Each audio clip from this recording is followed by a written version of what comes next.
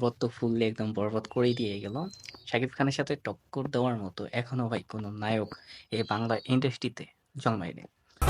অতীত নিয়েও ভাবি না। বরবাদ ফুললি একদম বরবাদ করে দিয়ে গেছে। তো ফার্স্ট অফ অল আমরা একটু দেখে আসছি যে হলের যে মানুষের যে রিয়াকশন সেটা একটু দেখলেই বুঝতে পারবেন আপনারা। অ্যামেজিং, অসাধারণ, আমার দেখা সেরা মুভি এটা। অ্যাকশনগুলো সবচেয়ে বেশি ভালো লাগছে আমার। তো আমরা তো রিভিউটা দেখলাম, মানুষরা চায় এমন অ্যাকশনের মুভি, এমন ভাইলেন্সের মুভি। তার এর আগে এমন ভাইলেন্স যুক্ত মুভি তার আগে বাংলায় কখনো হয় নাই। আমি আমার ফিউচার নিয়ে ভাবি না। আমাদের বাংলার ইন্ডাস্ট্রি শালারা ভাইলেন্সের মুভি করতেই চায় না।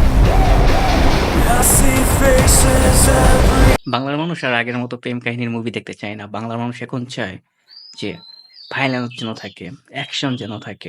দুনিয়া বরবাদ করে দিতে পারে। বরবাদের মধ্যে এমন কি নাই, হ্যাঁ রোমান্টিক সিনও আছে, ধরে না পারলে অ্যাকশনের দৃশ্য তো ভরপুর রয়েছে,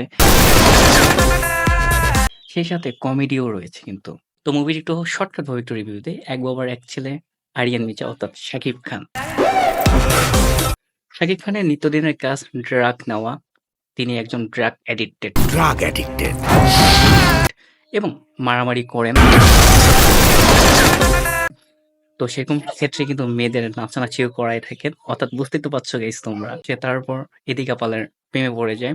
ইতিকা পালের বাবাকে আরিয়ান মির্জার বাবা অর্থাৎ শাকিব খানের বাবা মিথ্যা মামলা দিয়ে তাকে জেলের ভিতরে ঢোকায় এবং ওইখানে তার ফাঁসি হয়। তো সেই প্রতিশোধ ইতিকা পাল নিতে আসেন এবং ইতিকা পালের প্রেমে শাকিব খানকে ফাঁসায়।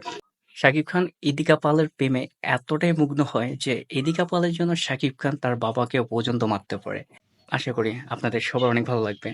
এর আগে শাকিব খানের এমন লুক কেউ রিপ্রেজেন্ট করে নাই। আমরা ধন্যবাদ জানাবো মেহেদী হাসান হৃদয়কে, এত সুন্দরভাবে শাকিব খানকে রিপ্রেজেন্ট করেছেন।